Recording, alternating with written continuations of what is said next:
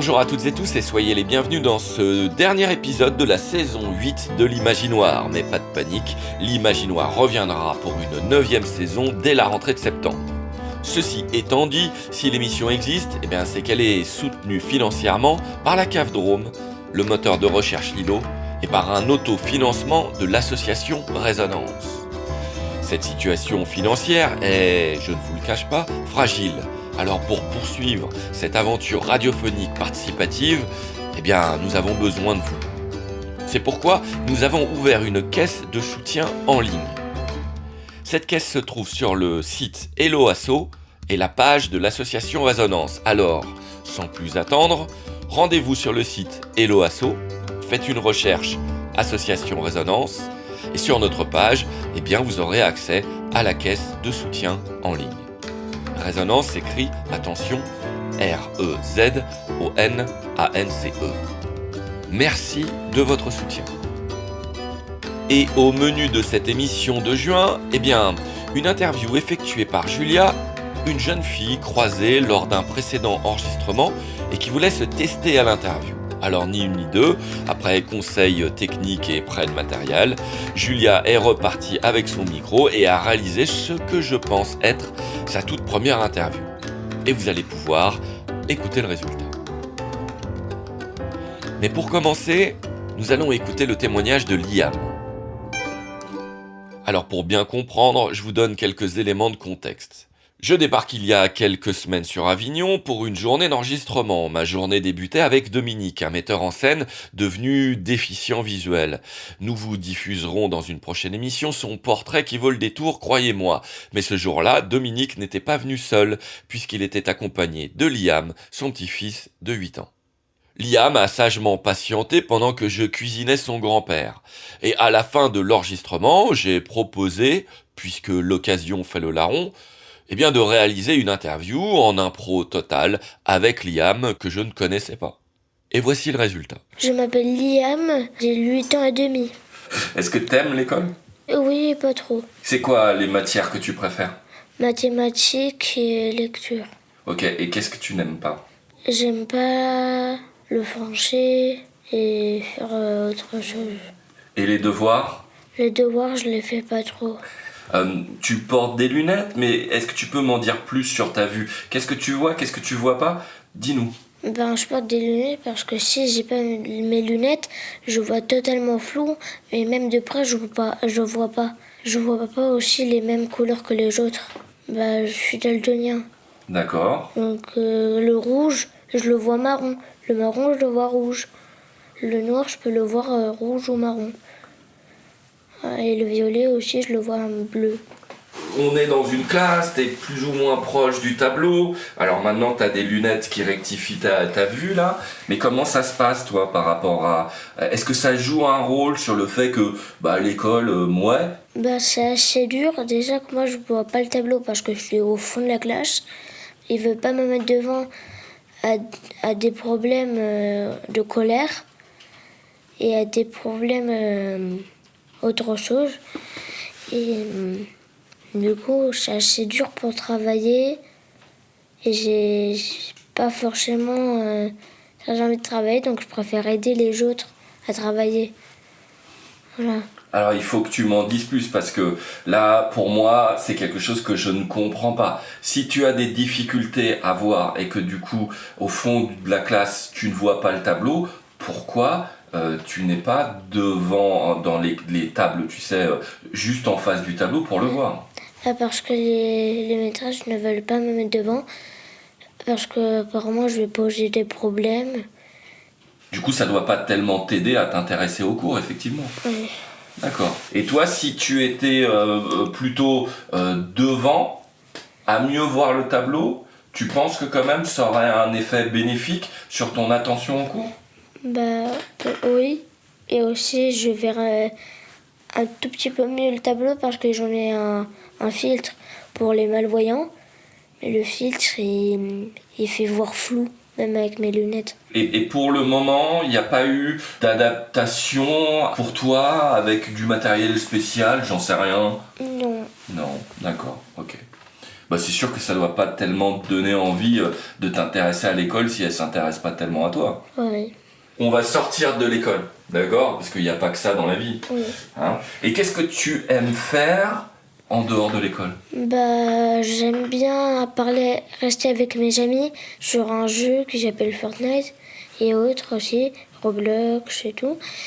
Parce que ces amis-là, eux, ils me soutiennent, ils sont gentils avec moi. Et du coup, moi, j'aime bien rester avec eux, jouer avec eux. Est-ce que ces jeux vidéo, ils ont fait l'effort de s'adapter à des gens qui ont des problèmes de vue? Oui, ils ont fait des réglages pour les gens qui ont des problèmes à la vision. Et donc ça te permet d'avoir une vie sociale, ce qu'on appelle nous les adultes une vie sociale, c'est-à-dire être en interaction avec d'autres gens grâce à ce jeu. Ouais. Parce que du coup, comment ça se passe avec tes camarades de classe? Avec mes camarades de classe, ils sont méchants avec moi, ils se moquent de mon handicap aux yeux et je me fais harceler. Voilà. Donc maintenant, j'essaie de m'adapter bien. Maintenant, je leur montre qu'il ne faut pas être comme ça avec moi. Ce que je fais, et c'est que je leur montre ce qu'ils me font ressentir. Je leur fais exactement les mêmes choses. Je leur pose dans les plantes, et voilà. Et ça, je le dis à mes parents aussi. Mmh. Qu'est-ce que tu aurais envie de dire dans ce micro qui va être écouté par plein de gens, pour sensibiliser les gens à toi, ce que tu vis? Que les autres gens qui subissent la même chose que moi, qui restent forts, qu'ils ignorent les gens qui leur disent ça. Qu'ils essayent de ne pas écouter ce que les gens disent à propos de ça. Les gens qui se moquent et tout, qui restent avec des amis, que eux les soutiennent, leur disent du bien, voilà. Et est-ce que tu as quand même des soutiens dans des gens de ton âge autour de toi? Pas beaucoup. Pas beaucoup. Une personne ou deux. D'accord.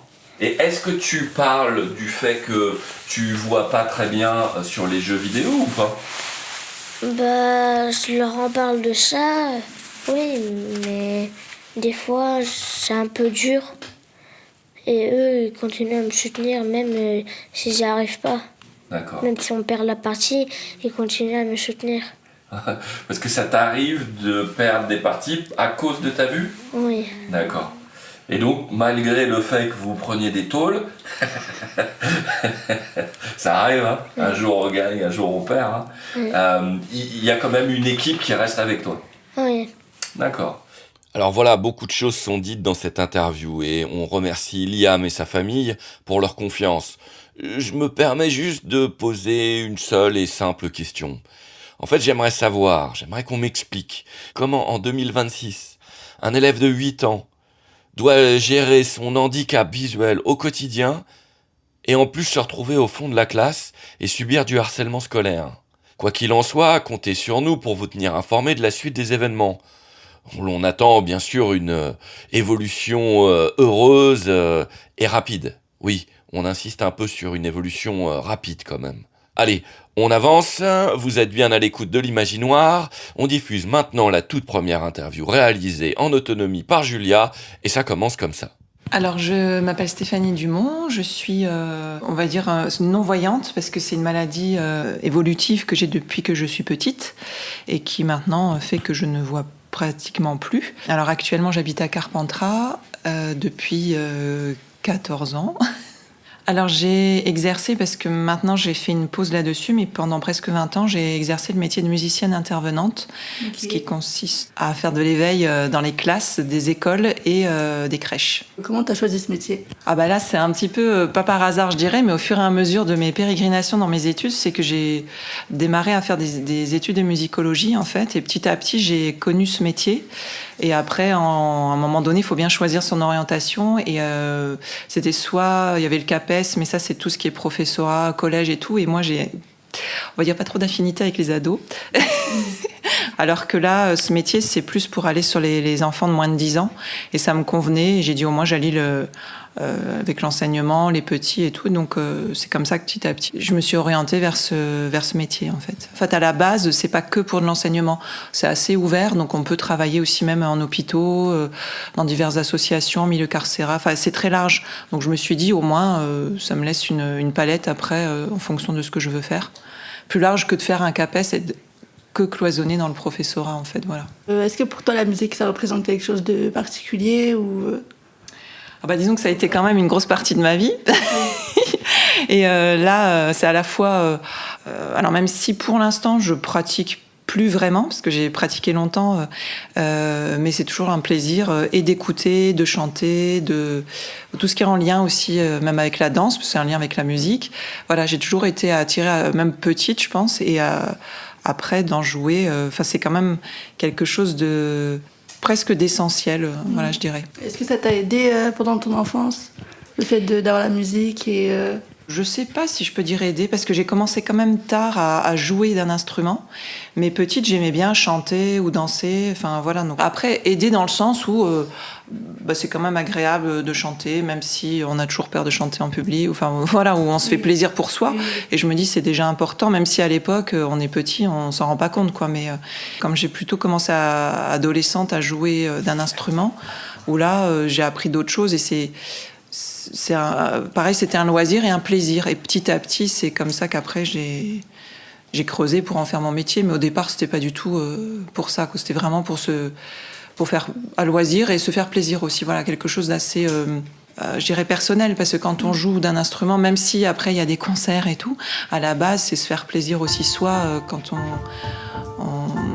émotionnellement, on interprète de la musique, donc c'est assez intérieur, on va dire.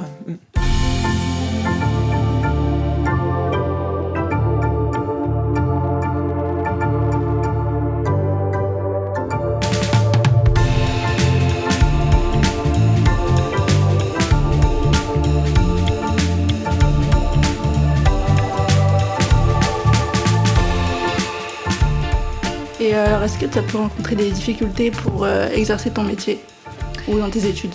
Alors, disons que comme je suis un peu une génération ancienne, je dirais ça. Disons qu'il y avait toujours un petit peu... parce qu'on était peu nombreux à l'époque en tant que personnes handicapées et déficients visuels à faire des études supérieures, à aller travailler. Même si la musique, on se dit oui, c'est un peu le cliché, on va dire, quand on voit pas de faire de la musique. Mais dans la discipline dans laquelle j'étais, on était, même en France, il y a eu peu de personnes... déficiente visuelle dans le cadre de mes études. Donc c'était toujours la nouveauté et donc il faut toujours se débrouiller un peu parce que on met un peu les pieds dans le plat. C'est-à-dire que, alors on sait pas trop si ça sera possible. Voilà, j'ai essuyé aussi des refus, même lors de mes concours d'entrée, parce que la formation laquelle j'ai suivi était soumise à des concours et je sais que la première, moi j'étais un petit peu... remercier, on va dire, parce que c'était pour dire ce sera trop compliqué, c'est bien de faire des études, mais en gros là, pas pour ce métier, quoi. Donc il faut un peu se batailler quand même. Okay. Et est-ce que tu penses que ça s'est amélioré au fil des années? Alors, ça dépend des filières toujours, mais je vois que maintenant, et avec l'avancée des nouvelles technologies, qui a quand même fait un bond assez impressionnant là, depuis 20 ans, entre tout ce qui est informatique, maintenant les applis, les intelligences artificielles, etc., on a quand même des accès plus simples. Je dis pas que ce soit plus facile malgré tout dans tout ce qui est ouverture d'esprit des gens, mais malgré tout, je pense que quand même il y a des choses qui évoluent. Comme on dit maintenant, les jeunes qui arrivent maintenant, qui sont à l'école ou qui font des études, il y a peut-être plus de facilité au niveau avec Internet et tout ça, d'avoir au moins des accès à plein de choses qu'on n'avait peut-être pas à l'époque, il y a une 20-30 ans. Et dans la mentalité des gens, il y a quand même des choses qui évoluent. Et aussi dans la visibilité. Parce que maintenant, malgré tout, j'irais même personnes handicapées font des études supérieures, ont des métiers autres que les clichés de base à chaque fois, de rester dans l'accueil, le standard, des choses comme ça. Et même pour d'autres personnes avec autres handicaps, où ils osent plus aller faire des métiers qui n'étaient pas a priori dédiés et qui ils ouvrent. Enfin voilà, on permet peut-être d'ouvrir les chemins pour d'autres encore qui arrivent, en fait. Donc, je pense que ça évolue lentement, mais ça évolue. En tout cas, les quelques personnes que j'ai pu rencontrer ont un peu plus la motivation et osent plus en se disant y a des difficultés mais c'est pas grave, on va y aller quand même. Puis comme je dis, il y a quand même des choses qui se sont il y a peut-être des facilitations par rapport aux accès de documents, etc., qu'il n'y avait pas avant. Donc ça permet de se dire au final c'est peut-être pas impossible, donc on va y aller et puis on essaye. Comme je dirais à l'époque, peu le font, mais on y va. Et puis si personne ne le fait, personne ne le fera jamais. Donc il faut bien aussi des premières fois. Là, j'ai encore entendu, c'est tout récent. Bon, c'est sur Paris, d'accord, mais une personne, par exemple, qui est non-voyante, qui a passé un diplôme de guide touristique. Ce qui est quand même assez fou. Donc je me dis, tout est possible.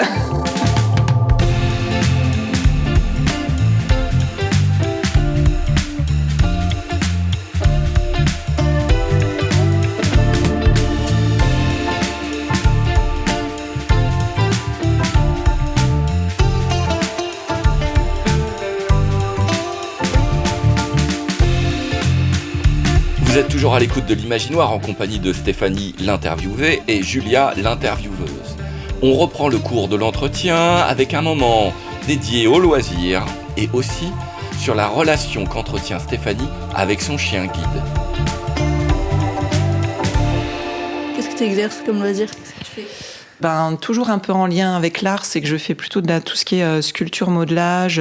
Je fais du sport aussi un peu, je fais la natation, de la gym pilate et de la danse aussi, voilà, pour rester un peu dans le loisir, mais le côté qui touche quand même à l'art, c'est quand même quelque chose que je peux pas trop m'en défaire. Je vais assez régulièrement au cinéma, ou voilà, ça reste assez large, mais c'est quand même dans des ouvertures, ou visiter des expos, des concerts, aller à des concerts, voilà. J'essaye d'être au niveau culturel quand même. Je peux pas tout faire, hélas, mais au moins j'essaye un petit peu de rester aussi dans ce qui est du spectacle et voilà. Donc dans tes loisirs, tu peux quand même, t'as beaucoup de possibilités. Ou tu te sens quand même restreinte? Disons, par rapport à mon envie perso, je me sens restreinte dans le sens où parce que j'aimerais faire plein de choses et que après la mobilité fait que c'est pas toujours évident, ou des adaptations comme des transports adaptés ou quoi qui permettraient de sortir plus le soir, parce qu'il y a toujours, comme je dis, je peux y aller, mais le retour tard le soir, j'aime pas trop circuler le soir. Le soir, il y a plus de transport en commun de toute façon ici, parce qu'on est une petite ville. Puis après, c'est de trouver éventuellement des gens avec qui tu as des affinités pour partager des loisirs aussi, donc ça c'est pas toujours évident. Bon an mal an, j'arrive quand même à faire pas mal de choses, puisqu'à chaque fois on me dit que je fais beaucoup de choses, moi je le trouve moyennement, mais voilà. Donc je me dis, mine de, j'arrive quand même à garder l'équilibre, on va dire, quand même, avec des sorties culturelles ou pas, ou loisirs, ou des choses, j'arrive quand même à sortir quand même. C'est adapté. Comme je dis, ça avance lentement, il y a des choses qui se passent.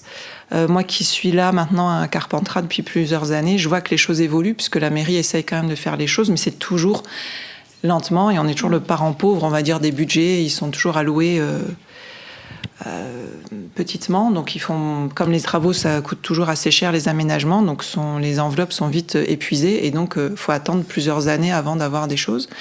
Mais je trouve que déjà malgré tout il y a une écoute en partie.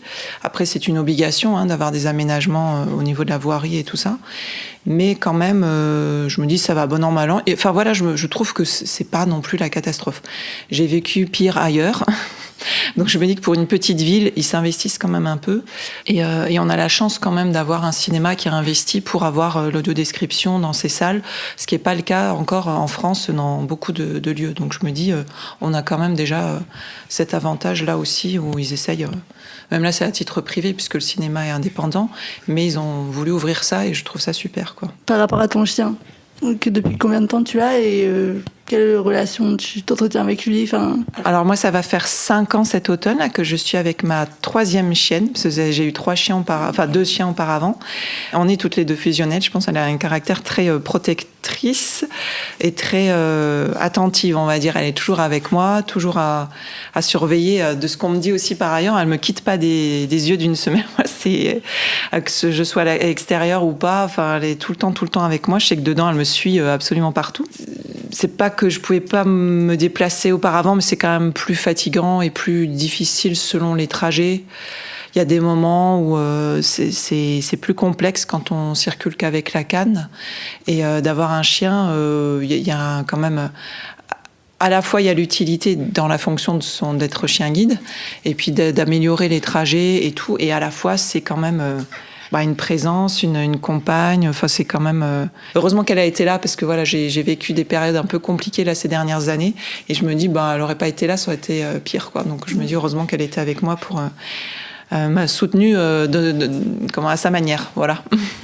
Je me dis au moins, même si c'était compliqué pour moi, je faisais l'effort pour elle, parce qu'il faut la sortir, il faut s'en occuper, il faut aller la promener. Enfin, donc je me dis au moins, il faut quand même être présent pour elle, et c'est au moins le minimum que je puisse faire, vu que tout ce qu'elle me rend comme service et comme présence. Voilà. Ok, c'est une source de motivation. Oui, exactement. Ouais. Et puis c'est quand même comme on dit souvent, c'est une boule d'amour, mais tous les chiens et les chats, voilà. Mais là, particulièrement, je pense que c'est pas un peu notre prolongement, mais c'est un peu ça, quoi. Quand on... Oui.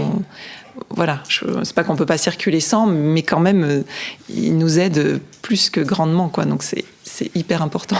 Oui, il devient un peu indispensable. Complètement, ouais. C'est vrai que c'est plus... Je peux sortir un peu sans elle occasionnellement, mais je veux dire, en général, je sors tout le temps avec elle, quoi. Donc on peut plus se dissocier, quoi. Et du coup, t'as senti la différence quand t'as pris un chien au tout début ? Oui, quand même, énormément, ouais. En fait, alors après, c'est moi en plus, je me motivais à me dire, mais il faut absolument, donc je m'obligeais à faire tellement plein de choses. Je me dis, la pauvre, ma première chienne, elle a fait je sais pas combien de kilomètres dans sa vie, parce que je faisais tout.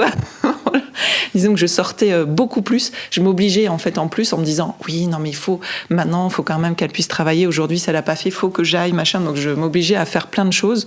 Et à la fois, ça m'a apporté un confort aussi, d'être plus sécure en fait en sortie, en me disant ça me fait moins peur en fait. Enfin, c'est pas d'avoir peur de sortir, parce que j'ai toujours été à la canne pendant très longtemps, mais c'était plus de dire ça va être plus simple. Donc c'est plus facilitant, voilà. Donc c'était plus sympa de me dire ça me fait pas peur d'aller traverser la ville encore une fois pour aller juste aller faire une course ou quoi, alors qu'avant je me serais dit ouais quand même je vais encore mettre je sais pas combien de temps. Ça motivait plus. Donc j'ai vu la différence, et aussi on va dire dans la manœuvre, parce qu'il y a des choses dans les difficultés, on va dire, voilà, parce que à Carpentras on a beaucoup de rues en courbe, et quand on voit pas, on ne s'en rend pas compte. Et quand je devais faire certains trajets, je me retrouvais pas toujours là où je pensais devoir aller. C'était un peu plus compliqué, on va dire, alors que là, avec un chien, au final, on lui dit tout droit, puis que ça tourne ou que ça tourne pas, le chien, il va suivre sa trajectoire, et on est sûr d'être dans la bonne voie, en fait, voilà. Donc c'était plus simple quand même. Et donc c'est là où ça a été un peu la révolution, là. Après, quand j'ai eu la chienne, c'était plus simple dans les déplacements quand même. D'accord. Voilà, l'émission touche à sa fin. On a tout juste le temps de retrouver Stéphanie, qui va se charger de clôturer les interviews de cette 8e saison de l'Imaginoire, avec un petit message hautement important. Il faut toujours oser dans la vie, voilà. Même si c'est pas toujours évident et qu'il y a des fois des difficultés, malgré tout d'essayer ou de demander. Parce que je sais qu'il y a des fois des personnes qui se laissent un petit peu abattre, ou parce que se disent oh là là, c'est catastrophique quand on a un handicap ou une déficience visuelle particulièrement, de se dire on pourra plus jamais rien faire, alors que c'est pas vrai. C'est juste qu'il faut adapter, qu'il faut peut-être réfléchir à des nouvelles activités, ou à des activités qu'on va adapter, on va faire différemment, mais il y a toujours moyen de profiter de la vie quand même, voilà. D'accord. Ouais, merci. Merci à toi.